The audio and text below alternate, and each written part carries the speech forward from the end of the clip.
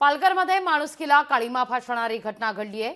आईनंच नवजात चिमुकलीची हत्या केली आहे। चौथी देखील मुलगी झाल्यानंतर आईनंच तिचं नाक आणि गळा दाबून हत्या केल्याचं समोर आलंय।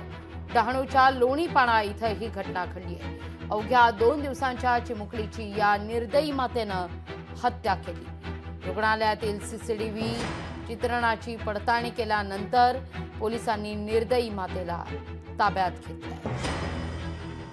डहाणू पोलीस स्टेशन हद्दीमध्ये दिनांक 25/4/2025 रोजी लोणीपाडा या ठिकाणी 31 वर्षीय महिलेने तिच्या राहत्या घरी एका नवजात बालिकेला जन्म दिला। तदनंतर ती महिला उपजिल्हा रुग्णालय डहाणू येथे उपचाराकरिता दाखल झाली। त्या महिलेला पूर्वीचे 3ही अपत्य हे स्त्री जातीचे होते। चौथे अपत्य जन्मल्यानंतर स्त्री जातीचे असल्या कारणास्तव नैराश्याच्या भावनेतून तिने सदर ठिकाणी नवजात बालिकेचा नाक तोंड दाबून जीवे ठार मारले। सदर घटना उघडकीस आल्यानंतर आम्ही सदरील महिलेला तात्काळ ताब्यात घेतले। डहाणू पोलीस स्टेशन अंतर्गत गुन्हा नोंद करून सदर आरोपीस आम्ही अटक केली असून पुढील तपास हा चालू आहे। लोकशाही मराठी ऐका, पहा, जागरूक रहा।